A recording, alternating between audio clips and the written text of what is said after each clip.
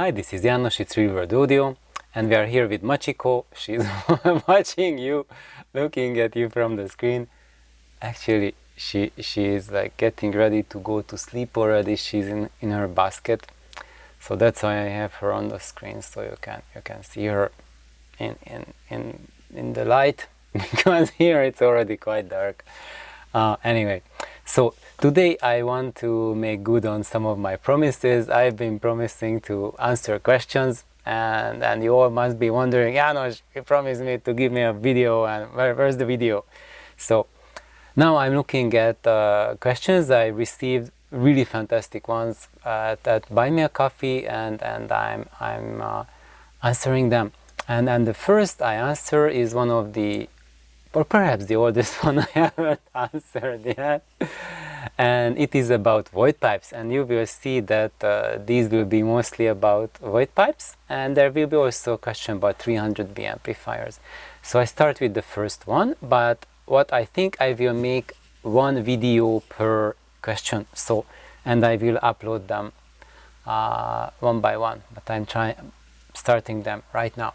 So I don't know who wrote this comment. He's really kind.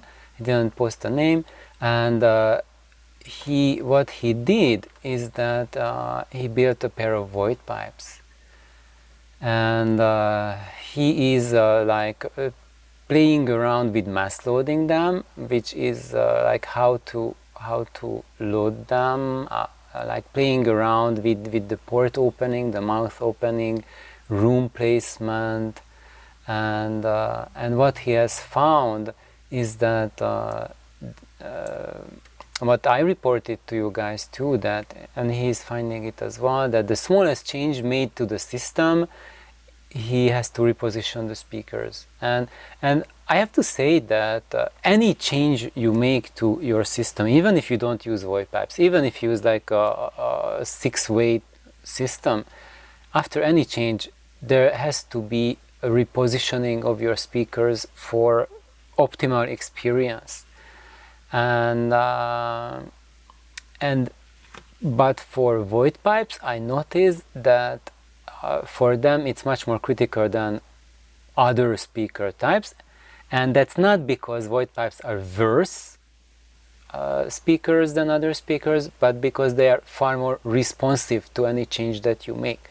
So if you make a change in your system and you have maybe like a 5-way speaker, there you just maybe the difference that change makes, it's really minute, but still to get the best of it you need to reposition your speakers, but it will be a really gentle reposition. But when you make it with a single driver speaker, especially with a Voigt pipe, then it will be a far more radical repositioning depending on the change you make. It might not be a radical one, it might be just a simple angle alignment, or maybe like a 1/4 inch repositioning of the speaker, but even if you just make such a simple thing like changing your binding post, you have to reposition the speakers to get the most of it. So that's why when people insist on A/B testing things, it's not really something that's productive for you as a listener to music, because you have to reposition the speakers, and if you don't reposition, then your A/B test is a fail, because you are not A/B testing the capacity of your system, just A/B testing a crippled positioning of the speakers, which is nonsense. Well, some people will argue, yeah, no, it has a lot of sense, but to each his own. And what I say from my perspective, I'm not saying that my perspective is the right one. It's just my perspective comes from being able to bring out the most of your system. And if you want to do that, then that's the way. Just reposition them. And also, this is a fair warning, that if you do a furniture rearrangement in your room, you also need to reposition your speakers. Not just Voigt pipes, all of them, but certainly Voigt pipes. And then you might notice that if you just put too many furniture, or you completely rearrange your furniture in your room, then you will radically change how your Voigt pipes work. For example, I have a picture in your room I will show you shortly, where I lived 25 years ago, 20 to 25 years ago, and there my Voigt pipes sounded just phenomenal, exceptionally good. I had as much enjoyment with my system back then as I had listening to the Ongaku at the top audio network system. I'm not kidding. And you might say, oh, did it sound as dynamic or as much bass, etc.? Probably not. But the level of enjoyment, the level of ability to connect to music, the level to take me away from earth and connect like intravenously to music, yes, it did that. However, like what the Ongaku did to me was that when I listened to it, then I lost the sense of time, the perception of time. And initially that was really magical and fun, but after a while I realized, oh my God, I'm listening to half an hour and I thought it was just 5 minutes. So basically I was losing time. So I realized that no, that won't work for me. That's not my goal to work towards, to lose the time in a way. And actually with my system, I also, when I went really deep with it and it really connected me with the music, I also lost the track of time, but I did not have that feeling, that fake perception of time, that I thought it was 5 minutes and it was half an hour. Then it was just completely winking out from existence, from this world, and then coming back into my body, and often I didn't even know where I was. Like it was like once it was like sunset, and I started listening to music when there was still light outside, and the light went out, so the sun set completely, and it was dark by the time the music ended, and I always listened to music with my eyes closed. And when I opened my eyes, and it was dark, and the music was still going, and it was actually a Lucian cassette tape. Lucian, he's a Polish musician. He plays sitar music and kind of like a new agey stuff. And there was like water sounds, like you are next to a small pond and the water flowing, etc. And I had no idea where I was. I thought like I'm in the middle of a pond, and why I am not wet. It was one of the most confusing experiences of my life. So just saying that really the Voigt pipe and the Darling amplifier can really take you far, far away. And why did I say that? I said that because here I also have like a similar report. And what he was saying, which was like really, really amazing, that he said, I attended an audio show which I spent most of my time listening to audio note speakers. The system would have been 50 times what I spent on my speakers and Darling. My initial thoughts were that I had a lot of work to do, as I didn't have the control of my Stallion, the loudspeaker, but on returning home and doing some tweaks to a similar setup to audio notes, namely placing them into a corner pointing far corners, so basically corner position. That's how audio note places the speakers in the corners and then point at you.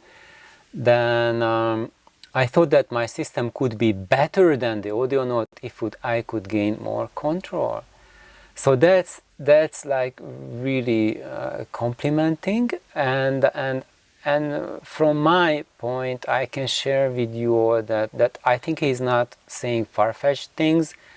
Really, you can get a lot of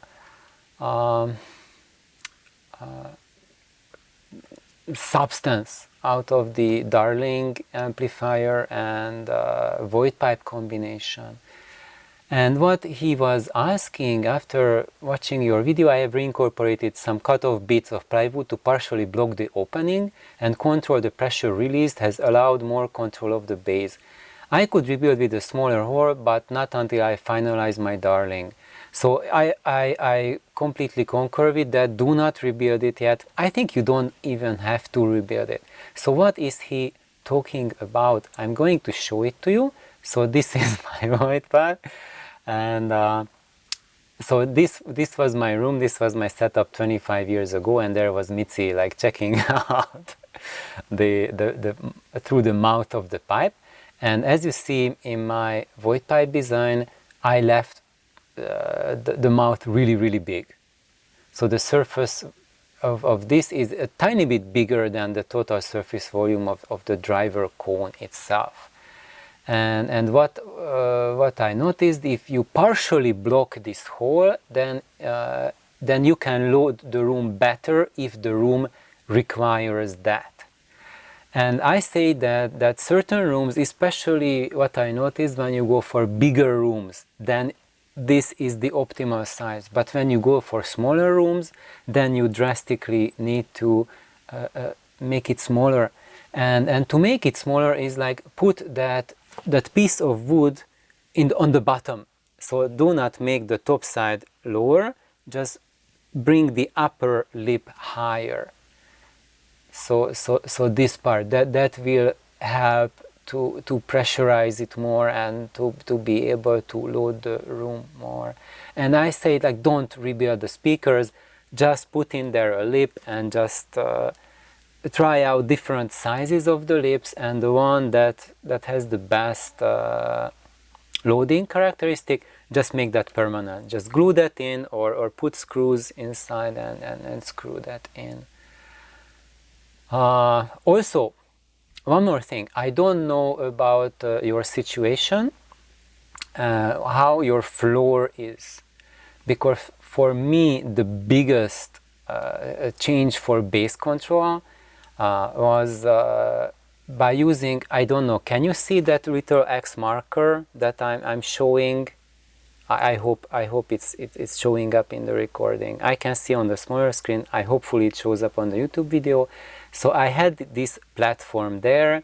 This is a 40 centimeter wide by 60 centimeter deep board, and I made this from MDF. Yes. Why? Because at that time this was at the very beginning of my audio journey, and no, I did not build the speakers from MDF, but MDF was kind of cheap and I was really short on money, and I made the platform, this platform from MDF, and it's just an MDF sheet, so it's dense and solid.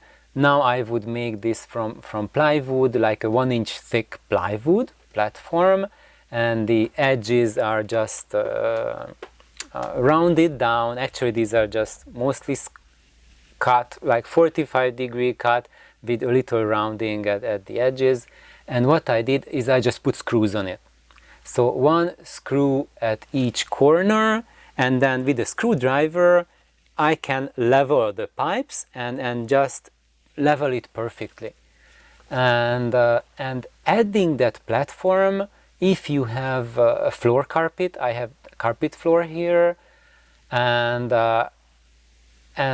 there the speaker doesn't have any kind of really good grip to the floor, to the ground, to produce the lowest octave, to the bass frequencies. But adding this platform, that provided a solid anchor for the pipes, and that just totally transformed the bass experience for me. So if you or Antoine, you have a floor carpet, or even if you have carpet, then I would really recommend to build a platform like that. However, if you have a solid wood floor, or you have stone tiles, I had both of those as well, there this platform doesn't provide any benefit at all. So there I just took this platform off from under them, and I'm not using it. But only use this and build it if you have a carpet floor, and you don't have to glue the speakers onto the platform. They are just there, and you have the freedom to reposition them, to move it back and forth, and that's why I have it in this orientation, that the deeper side is like front and back orientation, so that gives me more freedom to push and pull the speaker back and forth. And usually you will find like an optimal spot, and once that optimal spot, that's the range.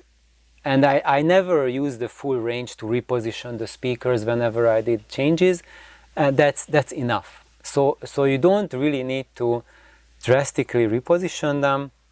I would say you need to reposition them more than what this platform allows, which means moving the platform as well, if you make major changes in your room. So like, for example, you have like empty walls and you are putting like huge cabinets there.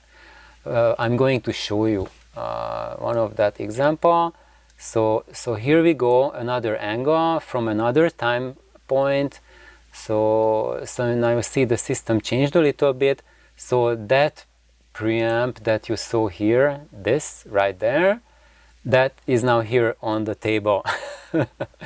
So that comes from a different point. And here I had the CD player, the Micro Mega, on the main equipment rack.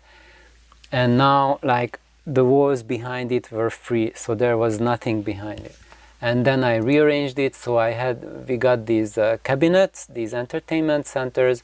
And what I did is that on the top here, when you open it, I had the CD, the source is there. So the CD player was there and the turntable was there. And on the rack I had the Darling amp, and below it, this was my 6005 single-handed amp, which is like a 6AQ variant, the military variant of 6AQ5. And by the way, 6005, that's what Audionaut uses, like with their entry-level push-pull pentode amplifier. It uses like a pair of these, like paralleled, so it means that they use like, I think 8 of them, 8 of those tubes. So here I just have 1 per channel, which means that it's much lower in output level, but also you gain a little bit more clarity because you are not sharing the load between all of those tubes. And both that amplifier and the Darling amplifier, both were phenomenal driving the Voight pipe. And what did I want to say more? One more thing. So here you see I still have the platform, it's sitting on the platform, and I have records, LPs, in front of the pipe. That's something that really helps the imaging and helps to make the speakers disappear and make the sound more organic. And the way to put the LPs there, I'm going to just zoom in, go down, is you see they are not flat against the mouth, so it's not blocking it, but it's angled outside and angled in both directions. So this would be, let's say this would be flat, so it's leaning this way and leaning out. So this was a trick that my mentors 210 recommended to me. János, try that out. Instead of when I mentioned to him like, oh, let's put in like a inside like a curved thing, deflector or a straight panel, and he told me like, János, I tell you something much better and much easier, just put a record there like that, angled. And yes, this works a lot better than any reflector or angle you put inside your cabinet. And the best thing about it, you can put like choose like which are like the 2 or 3 or 5 records you are going to listen to tonight, put them next to there, and you just keep on swapping them and placing one at a time on your turntable. And if you don't have any turntable, you listen to digital, then just put a book there, a larger size book. And this helps to deflect the sound waves coming from the port to go to the side, so that the timing at which they hit your ear will be longer, much longer than compared to just going straight. And there won't be like 180-degree phase cancellation with the driver output, but it will be something far more removed from there, both in time and in phase, and with that both the mid-range and the bass will sound more natural. And if you don't do this, you can do anything on the inside of the speaker. When the sound comes out, the interaction between the driver and the port output will still remain the same, no matter how the opening is. I would say this is a must for every Voight pipe user, the best and cheapest, easiest tweak to improve imaging and bass response. And here you see at the time I had, this was I think like a piece of microfiber cloth, because at this time my speakers were pretty new and I was, I don't want to damage the shellac on it. No, you don't, by putting the record next to it, I was really babying them, and no, you won't damage them. So now, just like them for decades now, I just lean the records next to them. There's no, that's not going to damage them. What else did I want to share about my setup back then? The other thing you see that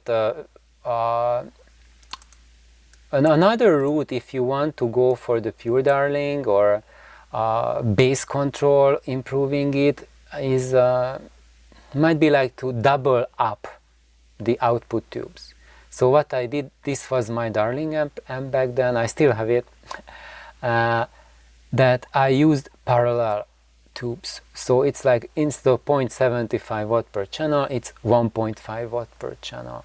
And that really gives a lot more bass handling, but it also depends on your output transformer. So in my case, this was, I had to do that because I used the very cheap Hammond output transformer, the 125 ESE, which is a 15 watt output transformer, but it has very low inductance, and if I load it with one tube matching 8 ohms, then it doesn't have enough inductance to have bass output. So in my case, why I did this is because I used that extremely cheap output transformer, and there with one tube only, it does not have any significant bass output. But in the case, if one built his or her darling like that, then the easiest way to get more bass control is doubling up the output tubes, and basically you just need to add an additional tube socket and wire up the two tubes in parallel, and just change the output taps on your transformer to gear it one lower, because your plate resistance now is halved by the two power tubes in parallel. And also the important bit about the amplifier is that what I've noticed consistently is that whatever problems I had with the speakers, or I thought I have with the speakers, it was not the speakers. It was always the room, and it was always the amplifier and the power, the AC quality. And I must stress that when you have problem with controlling the bass of the speakers, controlling the shout of the speakers, it is these factors that will give you the solution.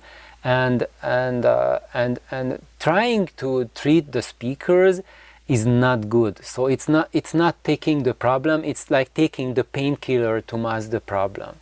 And it seems like it's working, but what it's doing, that it's sedating your system and it keeping it at a much lower level than potential level. However, I'm not saying don't do that, because sometimes it might take you really radical transformations to get where you can enjoy the full potential of the pipes. For example, in this room where I lived, this was the apartment that I rented in Makiki in Honolulu, and when I started up and set up the system, it sounded absolutely phenomenal. But as I got more and more stuff and more clutter, and you see here, like, get this entertainment center, like filling up the corner there, and I had another entertainment center in the other corner, not shown here, plus a huge record rack. Then it wasn't as good. It was noticeably worse. But when in the other corners I basically filled up my room with audio parts, because that was the time when Stu closed down his Algaroba store, when he got really sick, when he had kidney failure. And then what he did is, when he closed down the store, like all of us audio club guys, we went there and helped him move things to storage.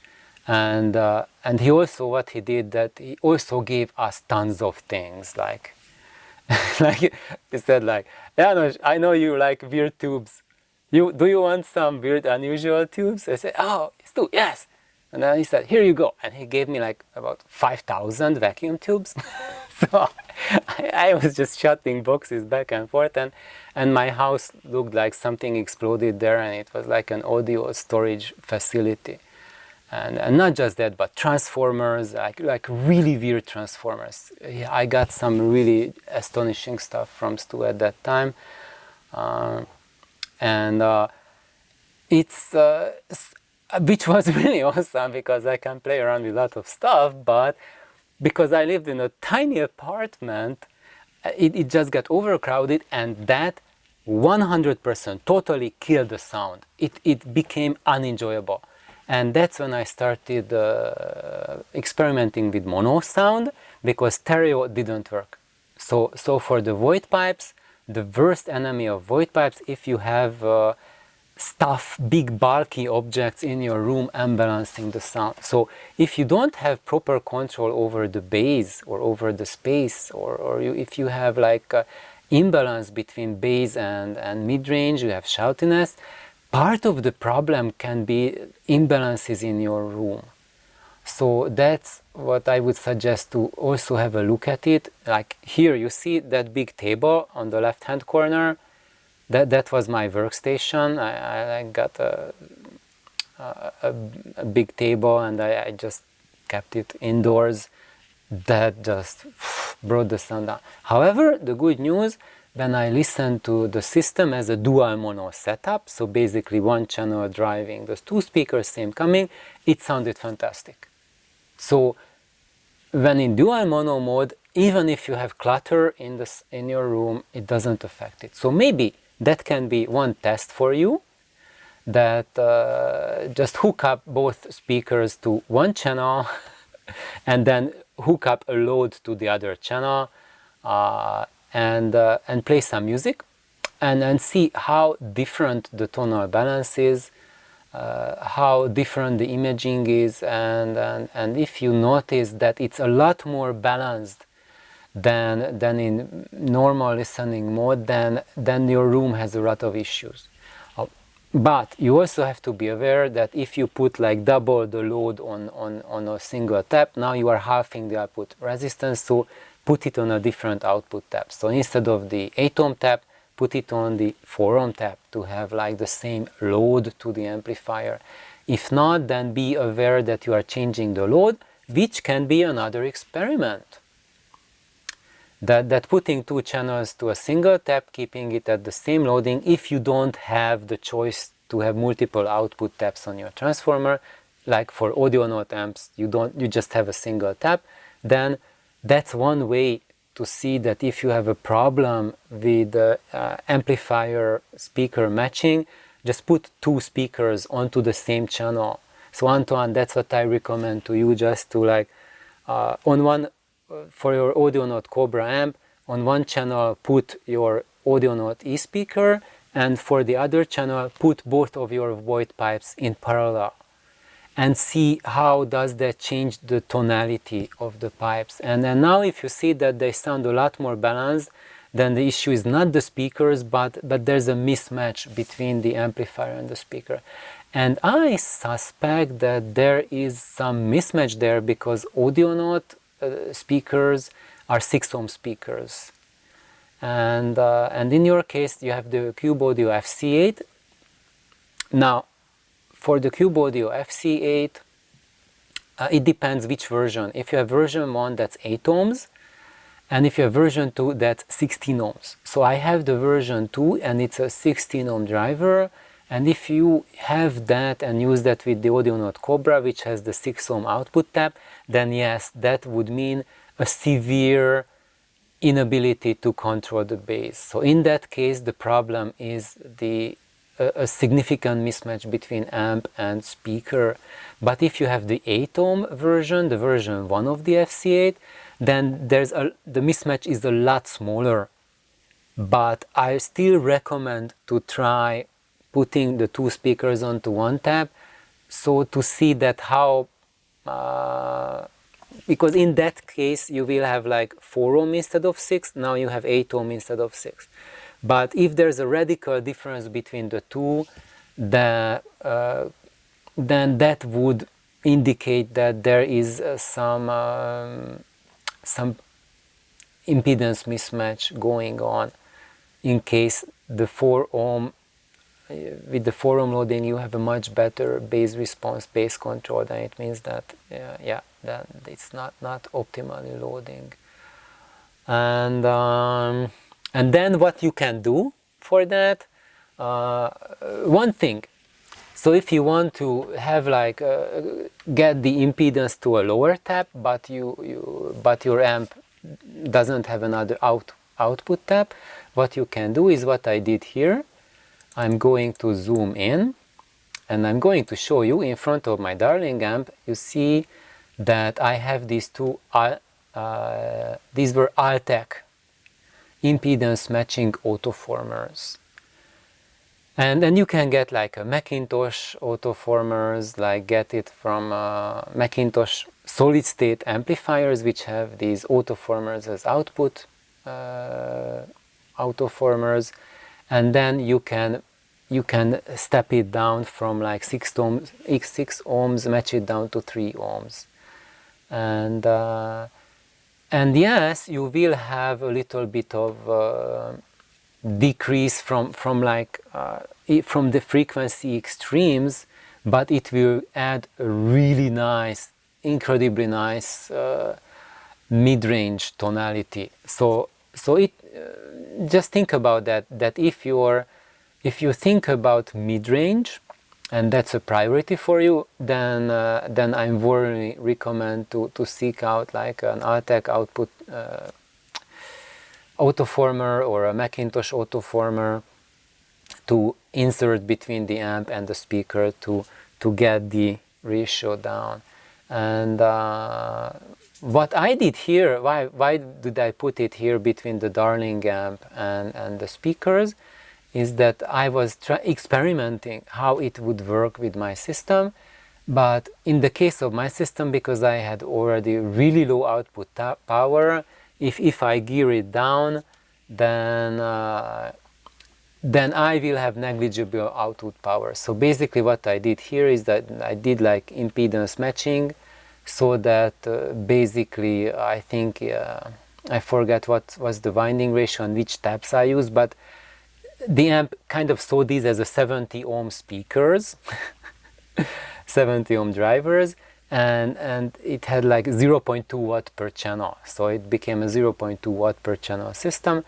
And yeah, so like if I went home like right after work, you know, spending a whole day at a loud environment, and then driving home, you know, like ears still ringing from all the noise, you turn it on 0.2 watts, even to 96 dB efficient speakers, or the FC8. Technically it's called 92 dB efficient, but it's not any quieter than the Fostex FE204.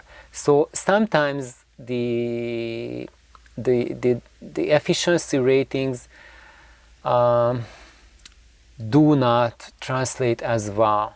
Like in most cases they are fairly on point, but in the case of the Cube Audio drivers, treat them as if they were 96 to 97 dB efficient drivers, even though the spec sheet calls it 92, but it will give you about as much power and drive as if it was these drivers, even more even more, especially in the bass, a lot better. But even saying that, with the bass, the FC8s have a lot more bass than the FE204s, but with the FE204s I was perfectly happy with the bass control, and I just had astonishing experiences with bass that are just totally unique and are amongst my top best how I experienced like bass in my life, which were like the peak experiences, what you hear and what you, oops, that was my lamp, peak experience in an explosion, and it matters much more, the placement of the speakers, proper impedance matching to the amp, and have extremely good line AC. And the line AC is that it crowns all or kills all, and as Antoine, you are thinking, or was it Antoine or not Antoine? Let me get back here. No, it is this commenter. He was thinking to run them from the battery, and I think that's a wonderful idea. Probably running them like two monoblock Darlings run from a battery. I think probably that will give you that type of control you are looking for, and then elevate your system to where you are seeking it out. I think that will be the real answer, that will give you that control you are looking for. So I think this is now my answer, but I also started answering Antoine's question, which was right here at the top, and he did, what he did is he built with a FC8 with the birch plywood and absorbent material, like the tech ingredient, you know, that video, like the world's second best speaker, that's the title of the video. I think it has now like more than 1 million hits, and that video alone probably got more hits on Voight pipes than every other video made on Voight pipes put together, and I'm really glad for that. However, it's like a very atypical Voight pipe. It's not what I would build. However, why I think I'm glad that video got the most hits on Voight pipes is because that idea to have the birch plywood with absorbent material inside, that's the perfect way to match Voight pipes to solid state amplifiers. So if you have amplifiers which have issues, like moderate to serious issues, I would say if it has serious issues, forget it. But if you have a decently good solid state amplifier with moderate issues that all solid state amplifiers have, then you can still use it to drive these dampened Voight pipes. But when you go for higher quality amplification that doesn't have these childhood sicknesses, and I would call these childhood sicknesses in relation to tonality and harmonic content, and the ability to render emotions.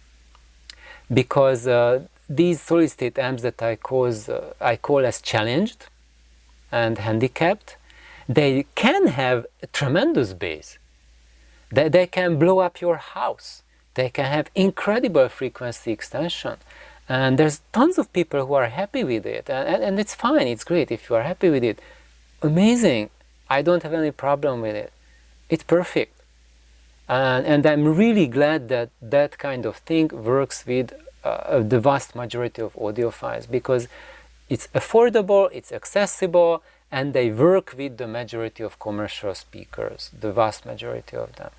For me, when I started out as an audiophile, my initial constraint was I couldn't afford commercial equipment, and then as I started learning, building my gear, I realized that after I started building my own, that I don't even want to have any commercial speakers or commercial amplifiers, because they have mostly broken tonality and absolutely, to my ears, broken harmonic range.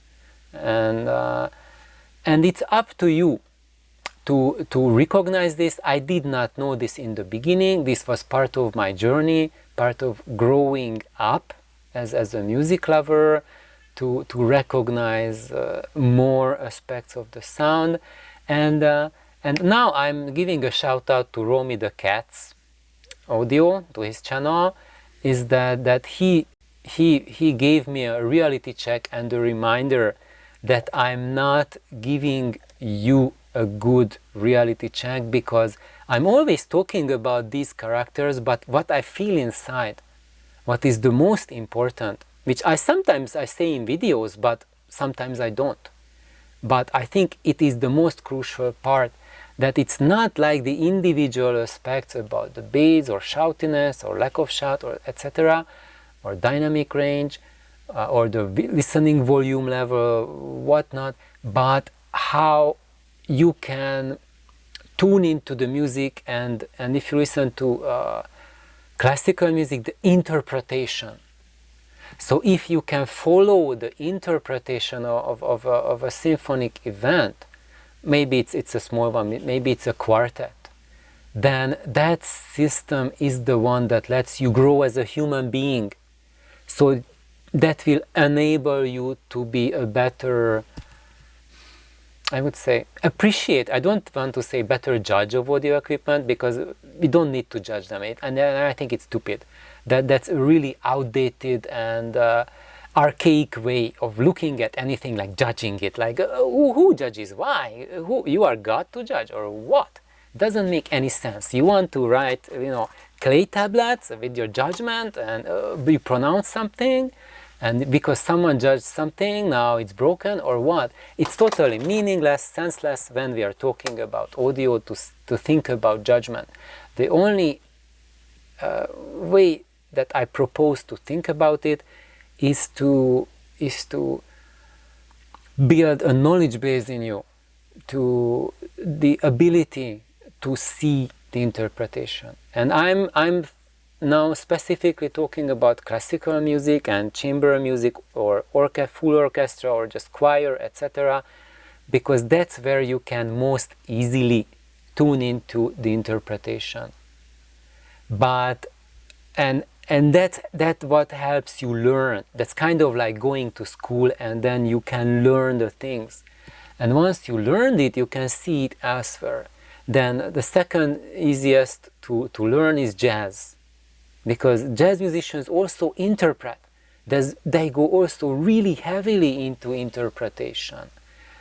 And but when you expand more, pop music, it's all about interpretation as well. Synth music too. And if you don't have that, I'm not saying culture, but the habit to tuning in, to perceiving the interpretation, then I say you are missing out 99% of the music experience. I had the luck that when I grew up, I didn't grow up as an audiophile, I grew up as a music lover.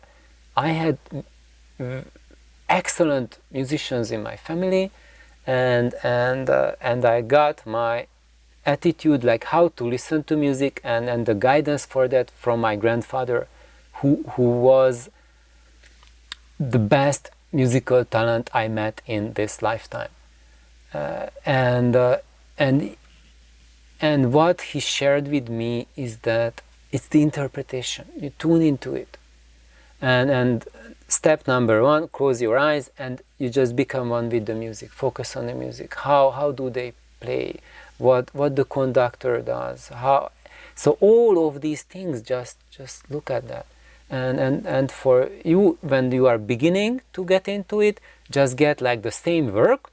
Let's say get like the Beethoven symphonies from two different conductors, and listen to, let's say, just one symphony, maybe the Pastorale, the Sixth Symphony, maybe that's more people are familiar, or the Ode of Joy, like, you know, the Last Symphony, which has the Ode of Joy in it, and have it from two different conductors, like get one from, let's say, Lorin Maazel, and get one from Eugen Joachim or Karajan or someone else, whichever is your favorite or least favorite. So pick, maybe if you're a classical music fan, pick your most favorite and your least favorite. And hint hint, my most favorite is the Ferencsik version.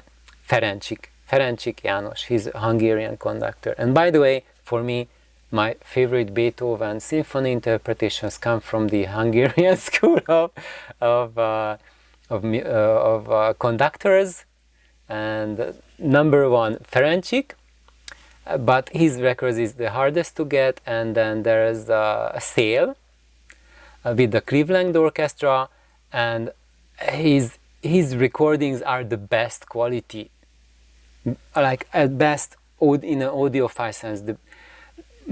It's just like absolutely gorgeous, phenomenal.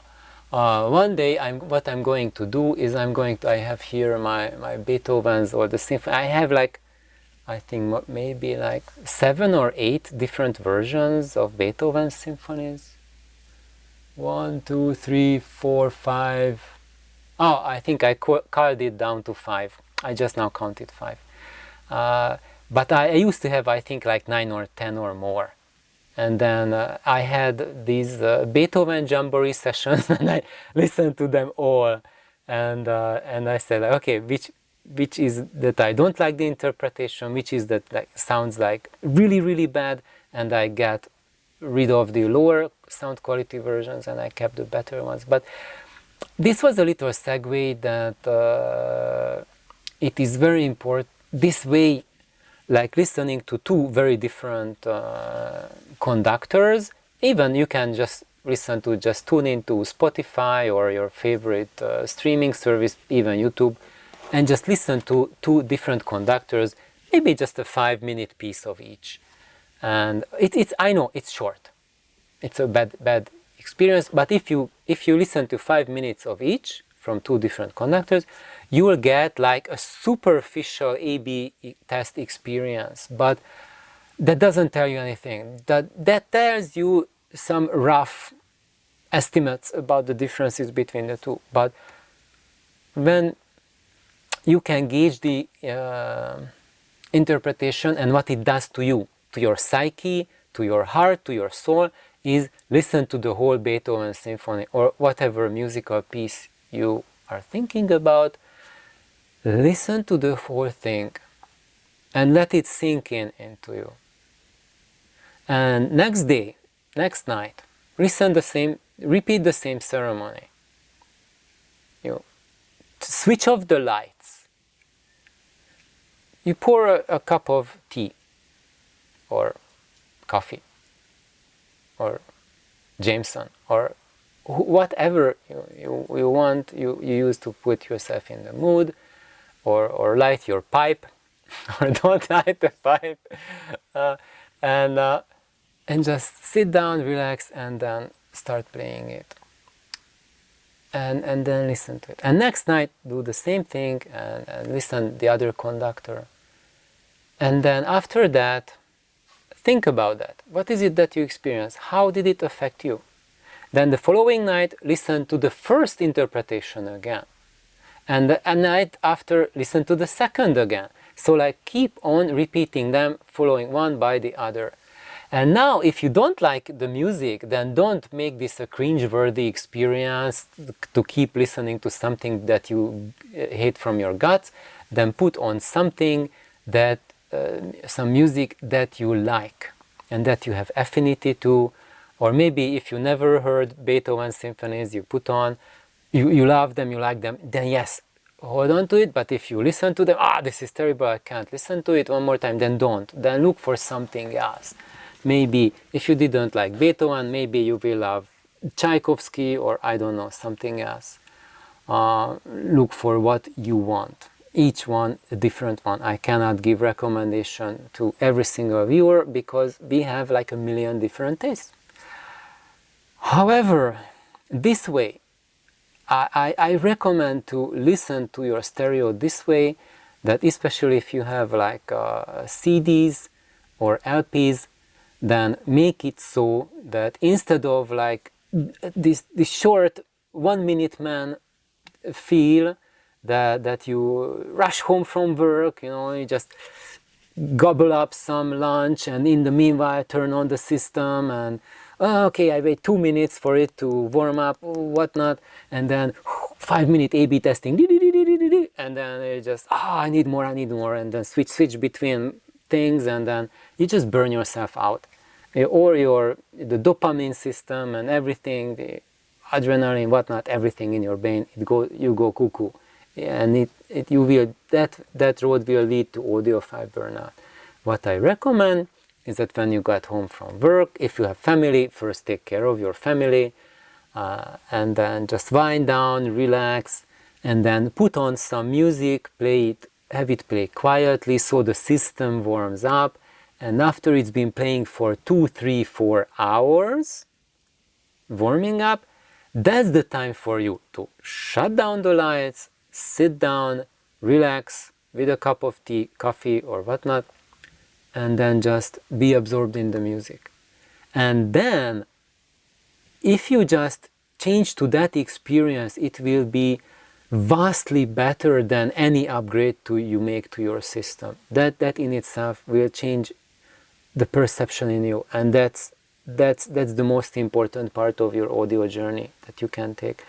And in that state, when you listen, you can use that state to expand your experience on how to absorb music, what the music does to you, what the different interpretations do to you, because that's when you recognize that different interpretation makes you changes in your body and your mind very different way than compared to another conductor, another orchestra playing the same piece. And they can be so different that the music can be the same, but two different conductors conducting it, you won't even recognize that it's the same piece written by the same author. And the other recommendation is that when you are in this state, make the changes to your chain now. So don't make any changes to your system, don't adjust the speakers when you got home from work, or when you are excited, agitated, or when the system hasn't warmed up yet. Let it warm up properly, let everything be optimal, and adjust it in that position. Because if it's not warmed up and then you are optimizing it, then you will optimize it to that state when it's not warmed up. It won't be the optimal way when it's warmed up. These are just like minor-ish details, and these are not make or break things. So it's not like if you follow it or not this way, it will be good or bad, not at all. But if you want to get the most out of your system, and if you do your equipment setup and modifications in this state, in this manner, it will catapult you to such experiences with music that you did not believe before. So, and that's what happened with me, even when I had the Fostex drivers with my Voigt pipe. Where are we? Did I close it down? Oh no, here. So here I had the Fostex drivers. Even with them, so those of you who don't have the Cube Audio and you can just buy like a Fostex, this was the FE204, this is discontinued. I think now they have the 208 series, and basically most of the 208 series will work in my Voigt pipe cabinet that I recommend. And yeah, so I think that's about it, that the number one thing is the state you are listening to, optimize for that. And I'm going to stop this video now because it's like pretty almost an hour. So I will continue where I am. Where was I? Where was I? Right here.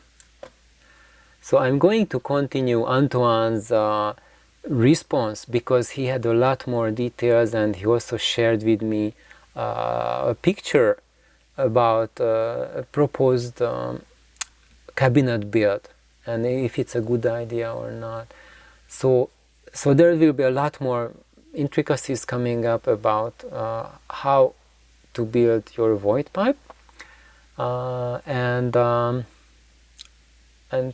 thank you Antoine, and thank you for you. I don't know your name, someone that for just sharing this amazing Voigt pipe journey with me.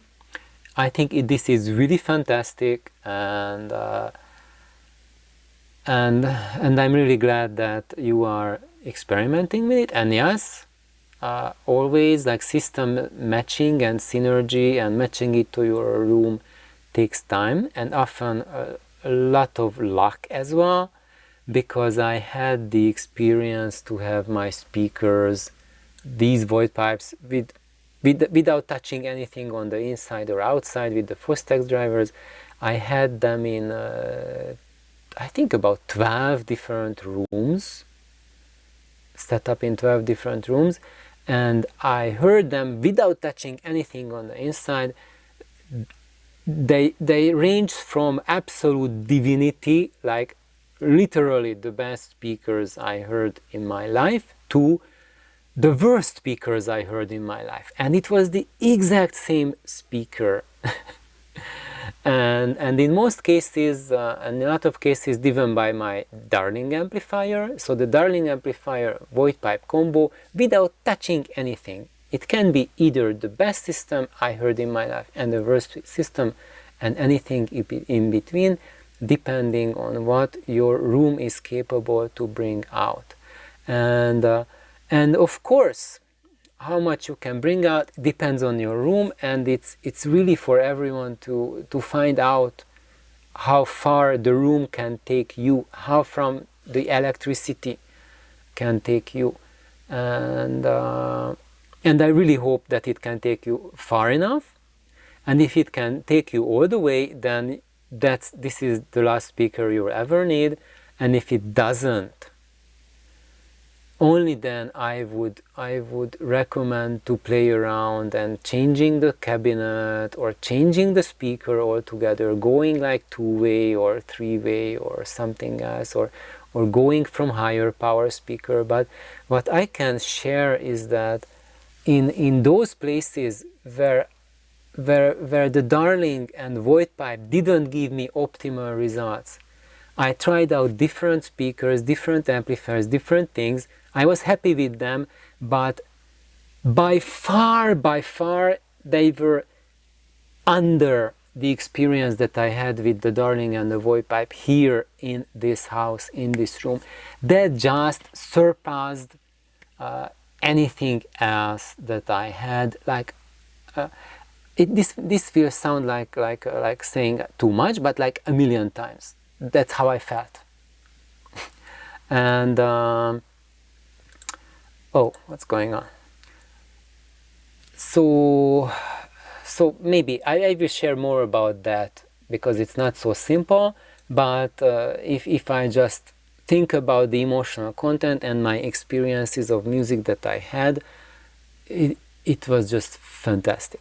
Now I have the voice of Lancelot, and yes, they are capable of giving me that kind of experience that the Voigt pipe and the Darling amp gives, that type of connectivity to music. But other than that, I have not experienced this level of connectivity. So I really urge everyone that if you have this kind of system or experimenting with it, continue with it.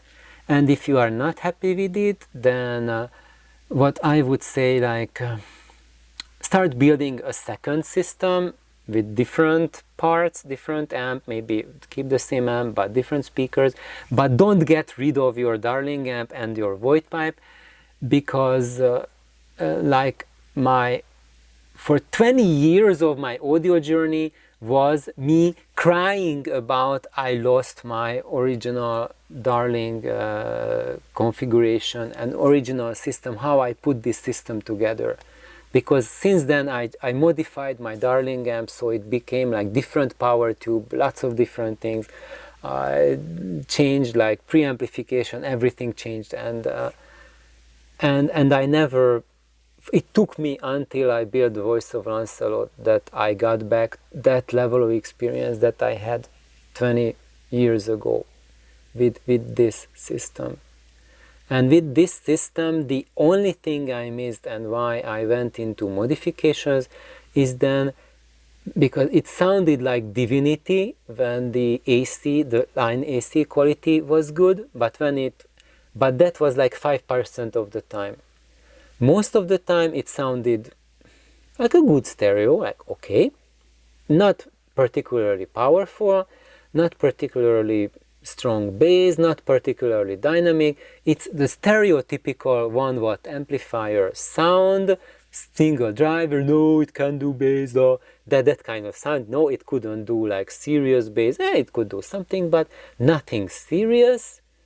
And then like 25% of the time it was unlistenable, like a cell phone.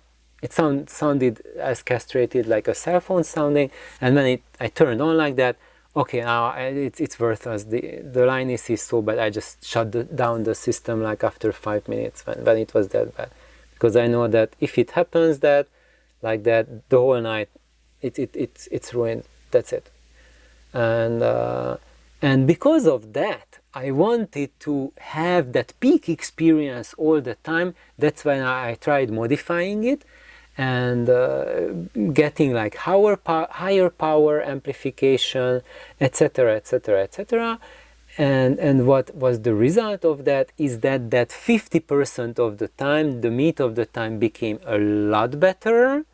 That really sucky 25% that transformed into like medium level experience, but that extreme highs I never experienced after. Never ever. It was totally gone. So that's why system synergy and amplifier, how you are building it and what you are doing it, by making things better, what you will do is that you will make your average experience a lot better, but you will miss out the transcendental experiences. And I can tell you guys that go on and persevere with your Voight pipe and Darling amp, because if you can find that synergy, that positioning, that state of optimization, when you can have that kind of experiences, those will just overwrite everything you heard until your life, and it will be such experiences that if you hear it just once in your life, then you will feel that it is worth more to have that experience once than listen to a mediocre to good sound every day 8 hours. I would rather change that in a heartbeat to just have that experience maybe once a year than just having like a good bass or very dynamic or very extended frequency every day for many hours. And I would say that yeah, so I think that's it for now. I don't want to talk more because we are now over 1 hour. So next video I'm going to elaborate more on the Voight pipe cabinet build. And thank you for your Buy Me a Coffee donations. I really appreciate it, and I really hope that I'm giving good pointers about the speaker developments, how to get the most out of them. Have an amazing day. Bye bye.